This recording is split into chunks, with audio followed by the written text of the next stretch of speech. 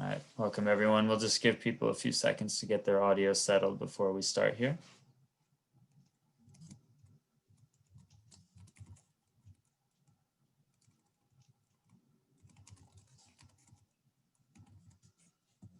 It looks like a pretty good critical mass, so I'll make sure that this is typed out for people that come in a little bit later, but welcome to today's webinar. Before we get started, I just want to cover a few quick logistics about this platform in particular. This is Zoom webinar. If you've never joined Zoom webinar, it's obviously very similar to Zoom meeting with one notable exception that you cannot speak or be seen. So if you want to interact with our panelists today, you'll need to either use the chat function or the Q&A. Q&A is great for questions. You can view existing questions, upvote them, and add your own comments to them. For general discussion, that kind of comments, whatever else, chat is great for that. Just make sure that you use all panelists and attendees if you want everyone to see your message. Otherwise, it'll only be seen by panelists. So without further ado, I want to hand it off to our friends from Parchment, in particular, Matt Stinson. Matt? Thank you so much, Mike. I appreciate it. And thanks for covering the logistics. And welcome, everyone. As Mike mentioned, my name's Matt Stinson, and I work here at Parchment on our higher ed sales team. And I was just chatting with our panelists, who I have the privilege of being joined today by a great group of folks, notably Laura Beth Short from Southern Regional Technical College, Amanda Turner, who's the Associate Registrar at Williams College, and Sarah Cook, who is the Associate Registrar for Academic and Student Services at UCSB. And I'll turn this over to them pretty shortly here, and we'll have a great discussion. But I was just saying, we're 15 months into a pandemic. You'd think you get comfortable speaking to an empty room, and no amount of preparation still prepares one for this. So I apologize for any awkwardness through this. It's odd to be in a room speaking to 80 or so of you that are on, but hopefully today's content is of value and you find it interesting. I know I'm certainly really excited. Today, the group of panelists that we have come from a really diverse set of institutions. We've got a large public, a technical college, and a small private.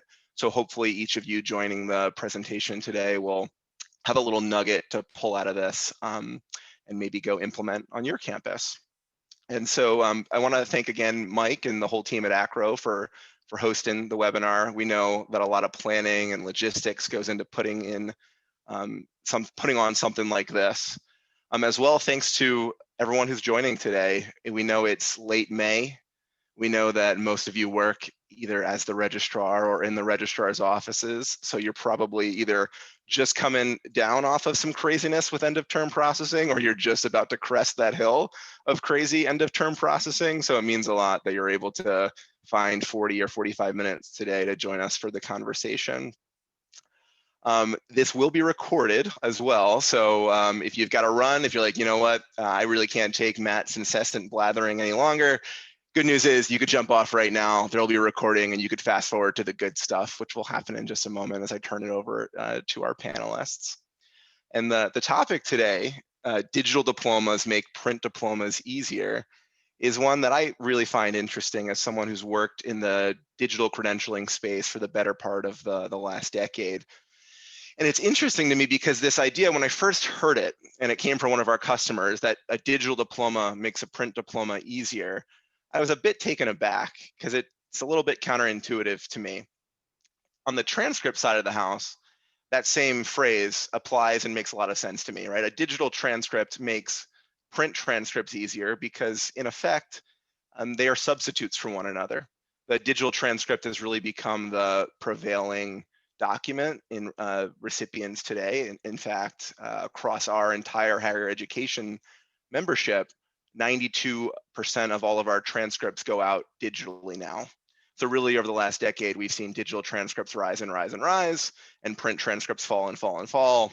So if you were to tell me that a digital transcript makes print transcripts easier, I could buy that very easily. I'd say, well, yeah, because registrars don't really need to be printing transcripts any longer. That makes sense to me.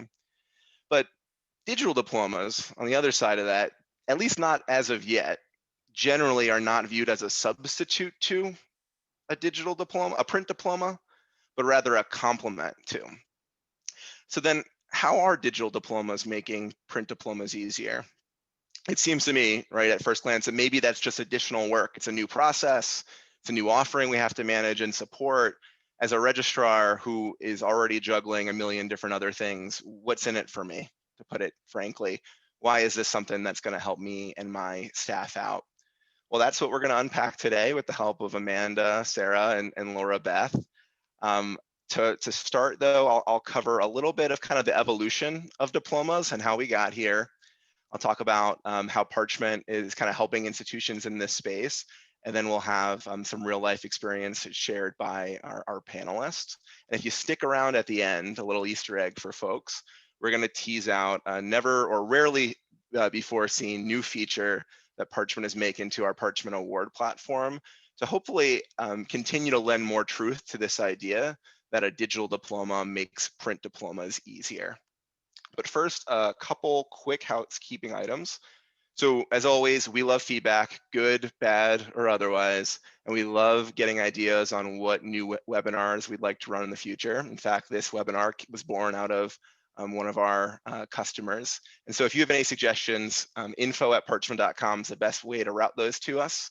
As well, if you just want to stay kind of apprised as to what Parchment is talking about, as well as any future webinars, do feel free to subscribe to our blog. That's at parchment.com/blog. And as I mentioned before, this webinar will be recorded. So if you want to check back later or share it with others in the office, you'll have the ability to do that as well. But now on to the fun stuff.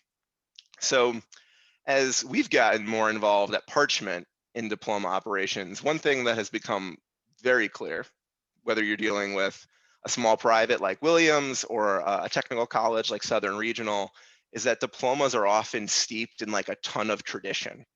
So as I thought about the content today, I thought it might be fun to start with just a few quick fun facts about diplomas, and these are not in order of funness necessarily. But number one, diplomas actually started because of the idea of portability. So scholars in the Middle Ages were traveling around from town to town, and they were meeting people outside of their immediate circle, and they needed a way to kind of prove their educational background. And sheepskin was used for the first diplomas because it was so durable. It allowed a graduate to roll it up, unroll it again, show it to someone, and not have any concerns that it would break if it was printed on like papyrus, which was the other popular printing at the time. And as are a lot of firsts in higher education, Harvard takes the crown for being the first college to standardize diplomas for all graduates. But it actually wasn't until 1813 that they really created what we would basically know now as the modern diploma, with standardized text, a uniform design, etc.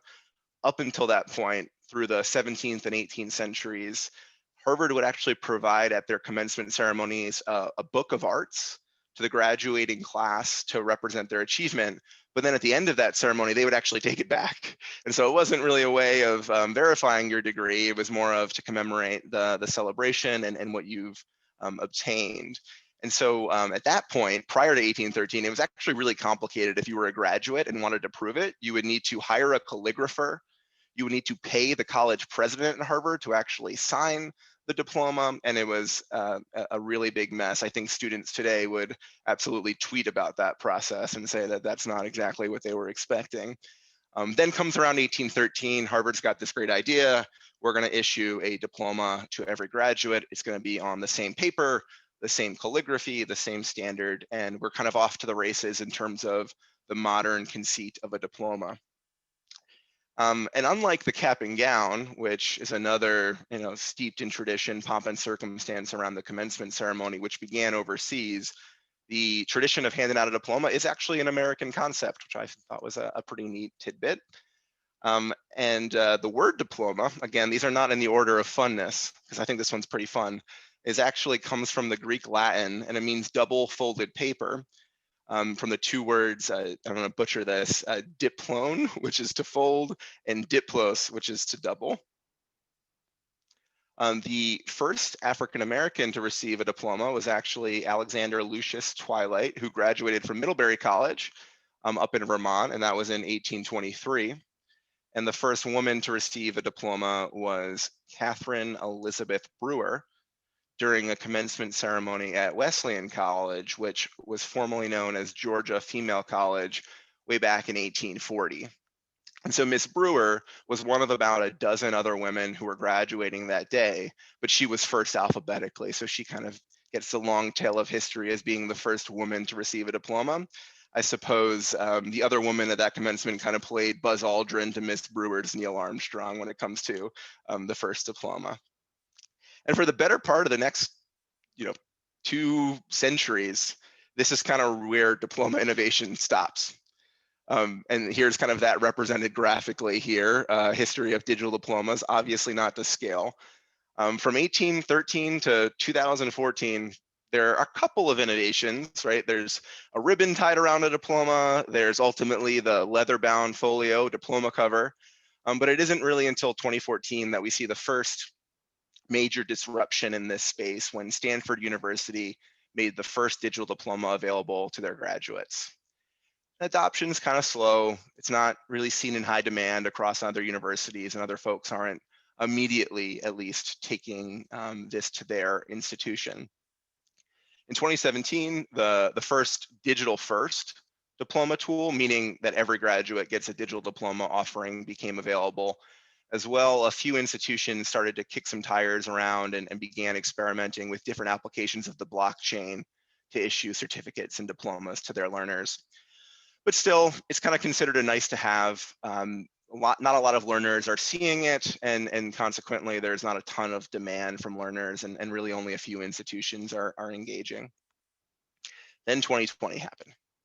Specifically, March of 2020 happened with the COVID-19 global pandemic, and universities and colleges were really caught in a really challenging place where in a lot of states they had work from home orders and you couldn't go into the office.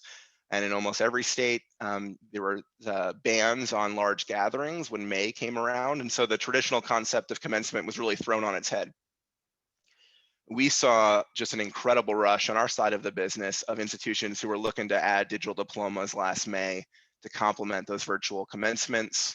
Institutions were also looking for a partner like Parchment to do their printing and their mailing because frankly, they couldn't get on site safely to do that work themselves at that time. And so now we're here in 2021 and we're kind of in this space like a lot of industries are right now, trying to figure out what changes from COVID were just short-lived and which changes will long endure as we now exit COVID, hopefully, as I knock wood, and see kind of what will last. The early indication from our side of things is that we really expect digital diplomas to continue to grow in adoption over the next few years. And I think that's because partners of ours who started digital diplomas last May for one very specific reason are seeing consequences positively in other areas of their business for their learners, for their staff, really to this idea that digital diplomas make print diplomas easier. Also, digital diplomas have really become a springboard for more innovation as many institutions across the country are contemplating creating a comprehensive learner record or more data-rich alternatives to traditional paper degrees. And that is a requirement to have a digital degree as a starting point in order to do that work. And I'll add, it's not just institutions that are innovating for innovation's sake. The data really does support that students want this as well. So we surveyed students last April about digital diplomas and asked, would you prefer or would you want your institution to send you a digital diploma as well? And 8 out of 10 said they would want their institution to provide a digital diploma. When you drill down a layer deeper and you say, well, why is that? What is it? Accessibility and portability really do come to the top of graduates' mind, which I think is neat because portability was kind of the original conceit of the Middle Ages diploma when you were a scholar moving from one area to the other, and that still reigns true as a big reason for for learners as they want to have access to that. Lifelong storage and the ability to provide immediate verification also bubbled up as big factors, with social sharing, promoting themselves online, trailing slightly. So I'm going to turn it over to our panel in just a moment. But before doing that, I did want to share just a quick high level of how Parchment is supporting institutions in this. And I do this because sometimes we'll get to the end of a panel discussion and a lot of the questions are like, wait a minute, like, what does Parchment do in this space again? And like, how are you actually working with Parchment on this? So we'll just provide a little bit of clarity on that at the outset, and then we'll learn from the real life experiences from Amanda, Sarah, and Laura Beth. And if you stick around to the end, we'll do a little bit of a sneak peek of some new functionality that is coming from Parchment that will help double down on this idea that digital diplomas make print diplomas easier. Before I do that, I'm gonna take a quick sip of water. Thank you. So Parchment Award is our general tool that helps institutions issue credentials of all different types: transcripts, diplomas, certificates, even badges and CLRs, verifications on the Parchment Award tool. And Diploma Services is a module of that broader tool that allows institutions to do a couple of interesting things.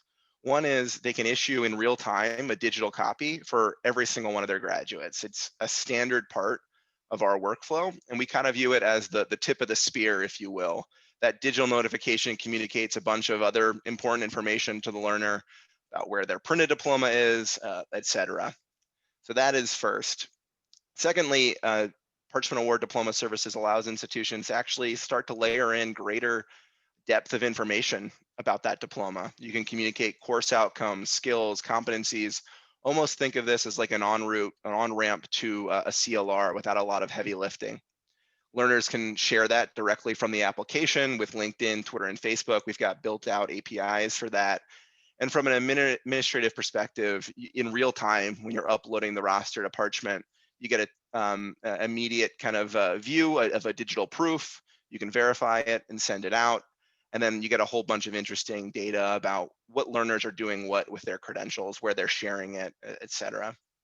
I think it's important to call out that for every digital diploma we issue, 8 out of every 10 students go through this workflow of claiming their digital diploma and adding it to their digital Parchment account. And that means we've got like a really captive audience where this learner is getting something from your institution. And so institutions are beginning to experiment with sharing even additional information at that point, which is part of the sneak peek that I'll share in just a little bit. And here are some real life examples actually from our institutional partners on the panel today. Of their students sharing this on social media. My apologies, Amanda, as Williams has not had your commencement this year, so we replaced you with Campbellsville. I know you're gearing up for commencement in a couple weeks, so we're excited to see Williams College share students sharing their digital diplomas on LinkedIn and other social media in just a couple of weeks. But all this can happen right from the app. Learners don't need to leave Parchment. They get a digital email notification or a text, and then they can share this degree on their LinkedIn or Twitter or Facebook. And this is kind of this idea of going beyond what a print diploma can do and starting to share more rich course information, competency information with recipients who are looking at the digital diploma.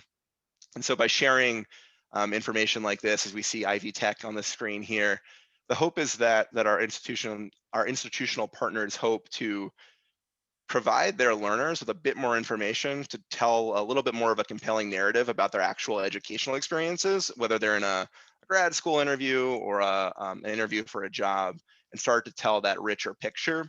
Again, we kind of view this as like a half step to a more bona fide CLR. So that is a lot of Parchment talk, and we are not here, as much as I would like to think, for me. We are here for Amanda, Sarah, and Laura Beth. And so I mentioned this being a really stressful time. We are 15 months into the world being very different than we knew it 15 months prior. We are either just exiting end of term processes, smack dab in the middle of end of term processes, or about to hit end of term processes. And I'm curious, as a little bit of an icebreaker, and also I think it's a really important thing, it is Mental Health Awareness Month as well. Sarah, I'll start with you. Would you mind kind of sharing a tactic or a strategy, something you find that helps you manage the stress and craziness that May brings? Yeah, sure. That's a great question. Yeah, I think for me, it was something I was really bad at pre-pandemic, and so I've been trying to get better at it. But it's taking my breaks throughout the day. even just 5 minutes to rest my eyes from the screen, to take a walk around, to just take a short break. I find that it really helps maintain my energy and my sanity throughout the day and throughout all of our busy times. Yeah, that's great advice. I recently explained to another colleague that I feel like I have been logging into the matrix every morning at 8 a.m. and then unplugging at 6 every night with not really any awareness of what was happening around me. So I think getting away from that screen, going on a walk, having a cup of water, getting away is great advice and taking those breaks. Laura Beth, same question to you. What are you finding that's helping you kind of cope and manage with the stress and craziness of May? I think kind of the same thing. I'm notorious for working through my lunch. I sit at my desk and eat, and another email comes up or something, and I just don't get away. And so I've made it a point to get up and leave for a little bit and just kind of get a fresh air and different scenery, and just to kind of get up and walk away for a little bit. So it's kind of the same thing, but make sure that not have a working lunch. Yeah, so easy to do right nowadays. Yeah. Amanda, how about you? I really try to dedicate a small chunk of every morning to kind of triaging the day, so I can try to be present and be in the moment and really focus on that day's tasks and prioritize. So that has lent itself to feeling less overwhelmed, just taking a day at a time and one task at a time and going from there. That is a wonderful idea as well. I had found also many of you lead teams or are part of a larger team. Something that I found to be helpful recently with this is just telling people also how stressed you're feeling. Like not in a way in which you're complaining, but in a way in which you're being honest to yourself and just level setting and saying, I've been a bit blurry the last couple of weeks. I'm having a difficult time staying on top of X and Y. And I think people can't help you unless you've told people that you need some help. So I think that's a good precedent to set, and it's definitely worth sharing with teams for folks who are on the call who lead organizations, as I know many of you do. So thanks for humoring me there. I think that's really insightful information from you all. Let's turn now to more diploma focused, and I would love, Amanda, I'll start with you here this time. If you could talk a bit about how you're handling diplomas this year, if you've had commencement, if it's coming up, if it's virtual, is it hybrid? Like, how do diplomas at Williams College look in 2021? So this year for 2021, we are not having an official commencement ceremony. We did not, typically Williams ceremony happens a couple weeks after the semester ends. Students go away, they have a vacation, and they return to campus. Given all the parameters of the pandemic, it was decided to have a senior celebration on May 31st to capture the students while they were still on campus. The celebration will be as close to a commencement as possible, even though grades won't be in yet. This year will be the second year we have used Parchment award. We are having the diplomas mailed directly to students. We will process those after grades are in and more in alignment with the typical semester schedule and timeline. So we will be handing out the diploma covers that will not, just be blank. There won't be anything inside. Williams has historically handed out diplomas day of the ceremony, which I know is very old-timey traditional. But so yeah, this year seems to be a pretty close approximation to our first time using Parchment for commencement, and we'll be mailing them directly to the addresses students provided. It's proving to be a great test run to see how maybe a pivot and leaving that tradition behind of giving out the actual printed diplomas day of. COVID's afforded us a great opportunity to do a test run to see, if we break with that tradition, how will that go? Mm-hmm. So I'm eager to to really see how this goes and see the feedback so we can start planning for next year. Last year was the first year we used Parchment, and we had all the diplomas mailed directly to Williams as gift boxes were assembled for the graduating seniors in lieu of a commencement ceremony. So we've had, the model of having all the diplomas come to Williams, which worked out lovely. We'll try this year mailing them directly to students. I'm hoping that's the direction we move forward with. Yeah, we wish you luck in that little experimentation coming out. And certainly we've seen a lot of institutions who historically had done it the way that Williams does it, use COVID as a proving ground, a little bit of a innovation area and experimentation. Laura Beth, I'll toss it over to you next. What's commencement looking like this year? How are you all handling diplomas in May of 21 at Southern? We are actually having a in-house ceremony, so an in-person. So it will be in July, and we're going to do our spring and summer graduates then. So, of course, summer will not be over yet. So what we usually do, we've never given out credentials at graduation, because we usually have a ceremony prior before the term ends. So we do a rolled up piece of paper, and it just says credential will be on its way. And so I actually changed the wording the other day, and so was able to put in there that a digital diploma or digital credential will be on the way as well. So Nice. So we just give them that, and hopefully and then it'll be done. So we did have a virtual graduation back in November. So that was interesting. So I did not want to do that again. So I'm glad that we are doing an in-person ceremony. So I'm super excited. So that's good. Yeah, it's nice to get back to that. I know folks who work in higher ed, oftentimes this is like the icing on the cake of working with students and getting to see them. I think you use the term, Laura Beth, friend students that you develop relationships with who, have constantly come into your office for one reason or the other. And it's so nice to be able to celebrate that with them.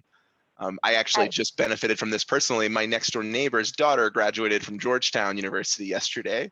They had a cookout in the back, so I had to benefit from some food being sent over my fence, which was excellent.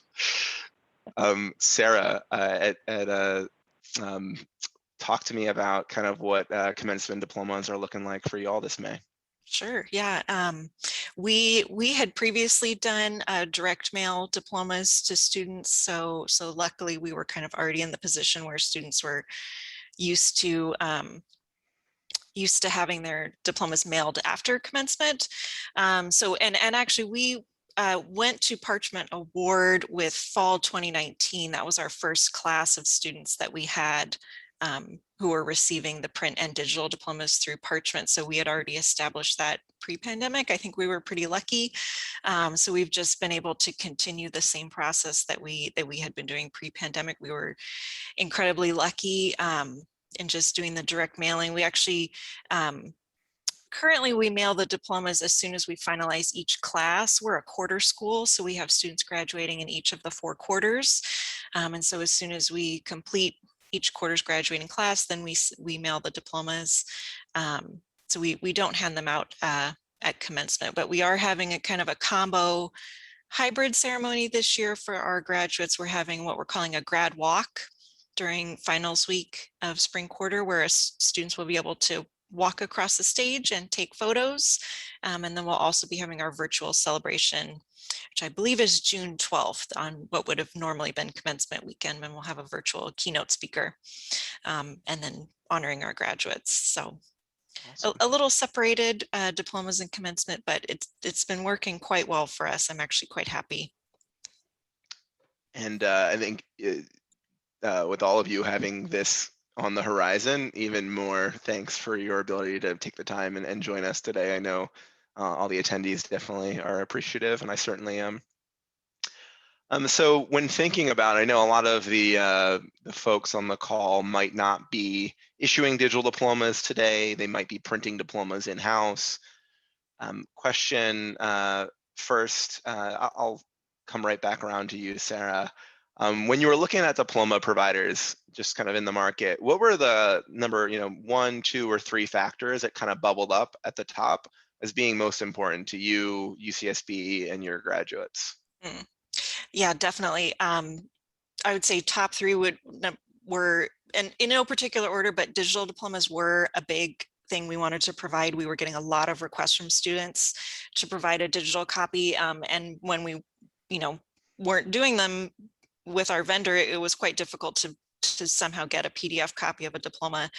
So we really wanted to be able to provide that to our students. The second most requested item we had was tracking numbers on the mailed diplomas.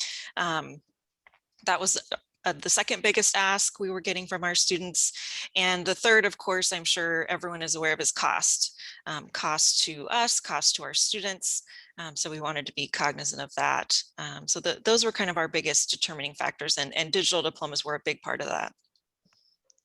Amanda and Laura Beth, I think Sarah did a great job capturing that. If your experience is anything add kind of in addition to what Sarah just shared around what was really important in evaluating?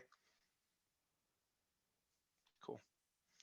So I'll ask the $1 million question, right, as it relates to this particular webinar, which is titled How Digital Diplomas Make Print Diplomas Easier. So first to Laura Beth, how have digital diplomas made print diplomas easier for you or your staff or for your learners at Southern? It's been great. The students have really loved it. For a lot of our health science programs, they were wanting their credential right then to get their certification or to get a job or whatever. So kind of like what Sarah talked about, we were having to upload, scan them and upload them as a PDF, and that was not very user-friendly at all. So when we were looking for a change, that was the major thing we were looking at was, digital diploma. And so, we uploaded our first one this past fall, and it was great. And it was very easy. We got the list together and uploaded it. And I mean, as soon as I pressed the upload button, I could see students going and retrieving them and sharing them. And that was pretty cool. And like you said earlier, our friend students, we all have those friend students, that you're with them throughout the whole process. And so, she immediately emailed it to me, and she was so excited. Look what I just got, and and she was, I'm about to share it on my Facebook, and everything. So she was really excited to do that, and so that's awesome, to be able to see them do that. And so I could just sit here at my desk and see them just claim them and claim them and claim them.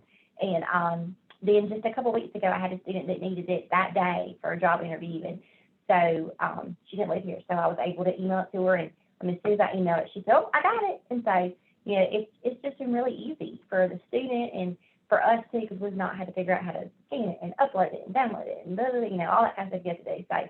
So that's been really easy. So we've enjoyed having that side of it to offer to the students, and they've loved it. Yeah, that's really neat. I think especially with our partners, this is true of any institutional type, but I think specifically true when you're dealing with a community or technical college that tends to have a larger share of first-time college goers, to see folks really just take to that digital credential, sharing it, and just have another channel and medium for a celebration is really cool. And I don't even work directly with students. I can imagine, like you said, Laura Beth, with those students that you get really close with over the 2 or 4 or 6 or 8 years that they're with you. It's cool to see them with that celebration. Yeah, they're very excited. Like you said, a lot of them are first-time college students. So this is a huge thing for them. They're so excited to celebrate, and so for them to have it right then is awesome. Sarah, how about for you all? How are digital diplomas making print diplomas easier for you all, if they are? Yeah, definitely. I agree with everything Laura Beth said. It's very, very similar. When the email goes out, your digital diploma is ready. The students, they have that digital diploma there. It's ready to go. They know that their print diploma is on the way. So I think they're a little less concerned about, they know it's coming in the mail. It will get there, and they have their digital diploma. They can share it. They can take it with them. They can use it for whatever verifications they need to if they were needing their diploma. So I think it really does. It provides something to them right away to show them, here's your diploma. So it's been great. Yeah, we were joking around last week about how student preferences have changed insanely over the last decade. A lot of the consequence of companies like Amazon doing 2-day shipping and Uber getting a cab immediately. And so they expect that kind of customer service with every organization they're dealing with. And getting a diploma is no different. And so you're able to, what I'm hearing you say is, given that digital diploma as quickly as possible, immediately in real time, it's kind of like the tip of the spear, right? And then that they know that the print diploma is coming and you help satisfy that urge for immediacy. And I saw a question in the chat, and just to kind of clarify, all of the partners on the panel today, and every partner of Parchment's who's using us for print diplomas, digital diplomas are included in that. And so each graduate gets uploaded by a roster, registrar staff that processes that, and two things happen. A notification goes out to all of those graduates saying, congratulations, here's your digital diploma. I'll actually show this in just a moment. And then we provide some tracing information as to when their print diploma will be coming. So it kind of provides a little bit more context about the whole experience of the diploma. Amanda, when we were chatting around this idea of digital diplomas making print diplomas easier, you actually talked a little bit about kind of the processing end and what kind of that workflow is like for your staff now and how that differs from the past. Can you share a little bit about that for the broader audience? Yes. Historically, we were working with a very small local printer that once we produced the data for the diplomas, we would have proofed it, looked at all the information, made sure everything was accurate. The printer, being a small printer, then manually recreated all the diplomas, which necessitated our office having to proof each and every diploma a secondary time in a small window, since we were handing them out day of commencement. And so what I'm loving the most about Parchment is the data in, as long as it's clean, we pull it out, we don't touch it, we don't look at it, and we know the diploma is going to reflect exactly what is in our student information system.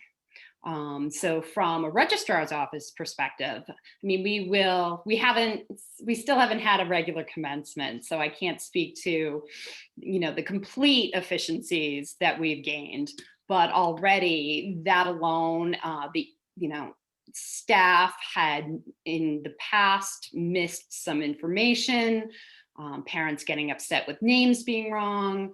Again, all of this mechanism and the way Parchment works really helps us all also sleep at night, knowing that, what is pulled out goes into the Parchment, and that is exactly how the diploma is produced. Wonderful.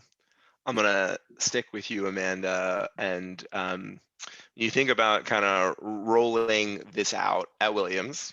And I know that your background is a lot in like product management and managing processes. Would you change anything knowing what you know now about how you rolled it out? Yes, the main thing I would suggest, and hindsight's 2020, but with the Williams diploma is all in Latin. It is very traditional. It does not even have Williams College, the words on it. We have a seal that if you know the seal, that's how you can identify it. But the decision was made to keep things exactly as they were when moving from the print to this new format. As is often the problem, it's not always great to reproduce a digital product process based, that mirrors exactly how the print process worked. So it really would have been in our interest to have taken the time to redesign the diploma. It would have made the implementation process easier. I think it would have made students and parents happier as well. I don't know if things are translating a little differently now, but since they can get that digital diploma immediately, they're looking at it in a way, because it is on a screen and not in print, that is different. And so we're starting to hear some complaints about the fonts, about the Latin, about, you have this very old old traditional format that does not translate to digital. Makes a lot of sense. Yeah. And as kind of noted earlier in the talk, there is a lot of tradition around this particular element. Diplomas, specifically at Williams as well. I mean, we work with a lot of partners who the resistance is the president needs to sign every single copy, and that is a limitation in terms of outsourcing it to someone because that produces logistical hurdles. So I don't think it is unique. You know, a lot of institutions, I should say, are deal with this change management and how do you change something that is so steeped in tradition. Sarah, when you think about rolling this out at UCSB, is there anything kind of having the benefit of what you know now in the process that you would have changed around kind of adoption and rolling it out, communicating it? I don't think so. I think we had a really good rollout. I think probably the best part of the rollout for us was the kind of the different services that Parchment is able to provide, and the interfaces and everything was a lot more improved for us on the staff side. And it has now opened up doors for us to improve a lot of our internal processing in terms of how we produce diplomas. So that has, I mean, it's not only has had the benefit on the student side, but also benefits for our staff as well. So, and which in turn, is more benefits to students. So I wouldn't really change anything. I think I was happy with all of it. Maybe do it sooner. That would be my only recommendation. Yeah. Yeah. When we were kind of talking as a group about this panel, one of the questions that I always like to ask folks is, what kind of feedback are you getting from students or maybe from the administration about the rollout? Laura Beth, you shared, a bunch of students that being very excited about having the digital diploma. But I will say that the three panelists, Amanda, Laura Beth, and Sarah, all shared that there wasn't really any broader feedback from upper administration about this, and it led me to share a anecdote that I often share with my registrar friends, which is I kind of view the registrar as like the place kicker of equivalent of the higher ed administration, in that a place kicker goes out and they do their job, they kick their extra points, they kick their field goals. And clearly you're talking with someone who played football. So I view the world through that lens, as narrow as that may be. But the place kicker doesn't get a whole bunch of accolades. There's not like front page of the newspaper, place kicker kicked 6 extra points and incredible, did their job. The only time you unfortunately tend to kind of hear about the place kicker is when the place kicker has screwed something up.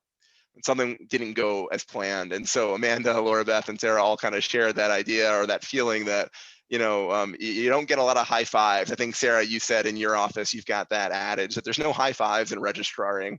And so it is kind of good news. No news is good news when you're thinking about any kind of new process. And so that was really welcome news to hear around that. Yeah, I like that analogy. I think it works. I just have to explain football to like 45% of registrars. Or 2/3 as it be in this case. Laura Beth, one of the things that was interesting about kind of contemplating how you all rolled this out at Southern Regional, I asked, where do you see this going? Like any changes in the future?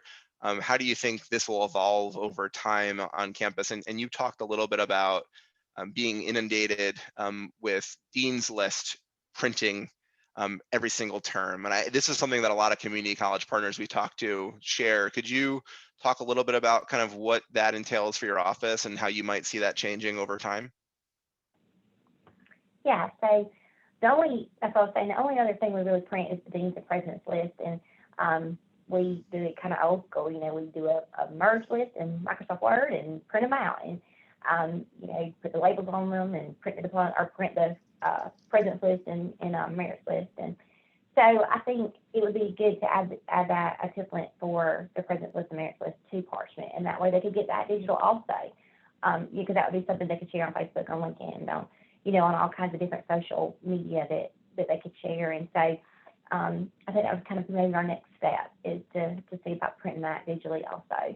And, everything's going digital, and when you hear students call and say, I need this, but I need you to email it to me. You know, I don't, you know, want it. So I think the more that we can do for students to get it in their hand immediately, then that would be good. So Yeah. that would, and again, with the postal, you know, I mean, the postal service these days, it takes 2 or 3 weeks to get something. So I think just getting it faster to them, that'd be great. So anything that we can send that way. Yeah, as the recipient of a Christmas card in late February, I can attest to the fact that the USPS can tend to delay things currently. Yeah.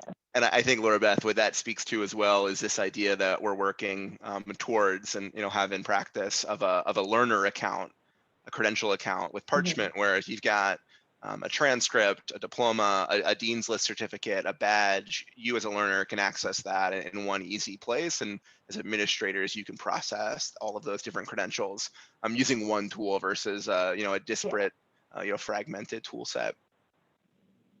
Yeah, I think having everything in one spot is great. And just our students go and do transcripts now, you know, through Parchment too, and they just having everything in one spot to be able to tell them that's helped a lot.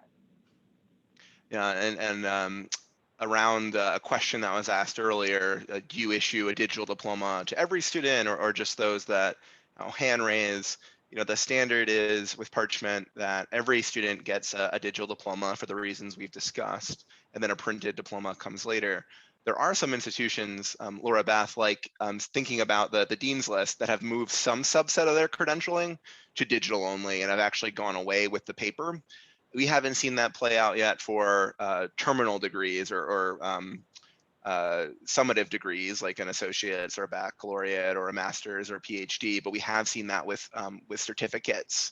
Specifically, a lot of the technical and community colleges we partner with have moved some subset of their credentialing to digital only. But I'm curious to the group, just like we've seen kind of digital transcripts over time and print transcripts really cross, and we're now at 90 some odd % of all of our transcripts being sent digitally. Do you ever see, I'll start with you, Laura Beth, do you ever see the print diploma going away? I don't know as far as, degrees. We have talked about just a couple weeks ago about just doing certificates as digital.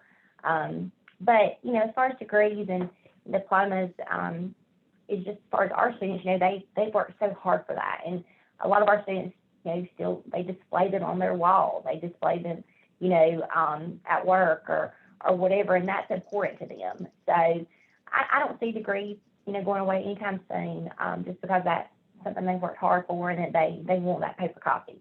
But, as far as certificates and stuff like that, we have talked about that. But I think the degree, they'll want that. Sarah, how about you? How do you see the evolution of diplomas happening over the long arc of time? Do you ever see the paper diploma going away? That's an interesting question. I don't know about in the near term, probably not. I think students do like to put it on their wall. I think parents like to have it sometimes to put it on their wall.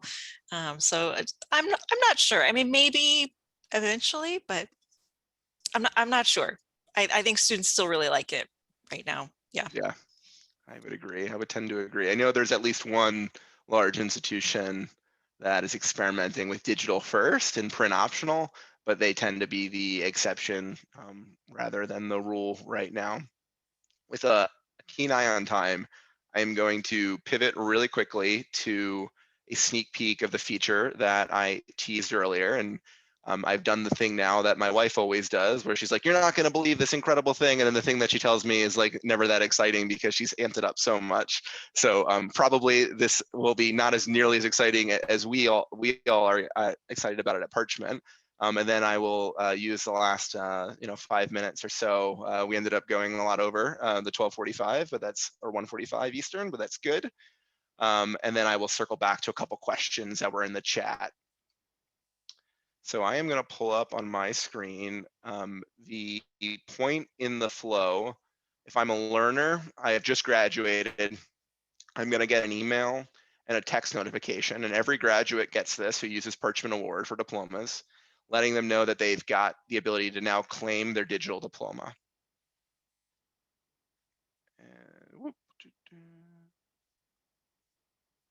So I will have entered this workflow from a text or from an email, depending on institutional preferences. It says, congratulations, Matt. here is your impressive credential. Before you go ahead and view that digital credential, we just want to make sure that we're going to mail the printed diploma to the right location.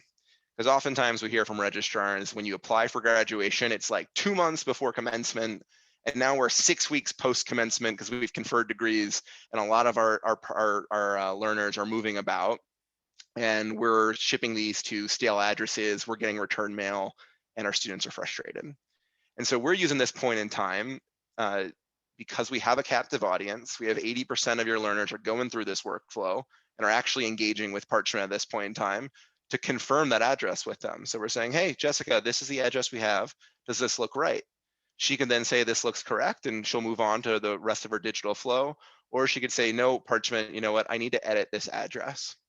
So the next thing she can do is say, I no longer live in Phoenix. I actually live in Scottsdale. That was my parents' address. I've got this new great job at this tech company that's really cool called Parchment. I'm going to update my address. I'm living downtown in Scottsdale. Please mail my diploma there if this all looks good. By the way, we've also wrapped USPS address validation around this as well. So if I didn't have the full zip code, or if I fat fingered Scottsdale, then I will update it there. I can hit save. We'll say, thanks so much for updating it. Please allow the 2 weeks for the printing and the delivery, and then continue forward to experience the rest of your digital diploma. They can opt into getting text messages to get those delivery status notifications as well.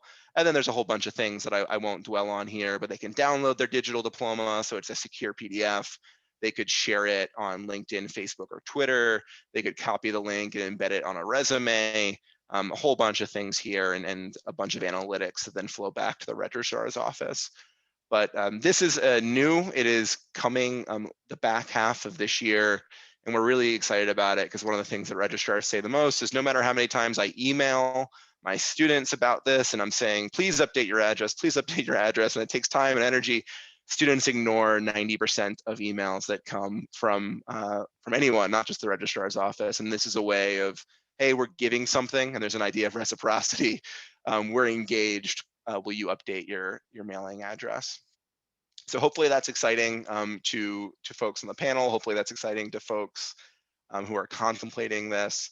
But I'm gonna now check out the chat and make sure that I'm addressing the open questions with the last couple of minutes here.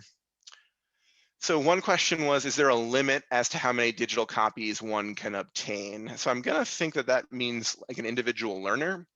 And so each learner actually gets one copy of their digital diploma, and we don't see students requesting more copies of that, because that copy, it lives lifelong in their account and it never expires.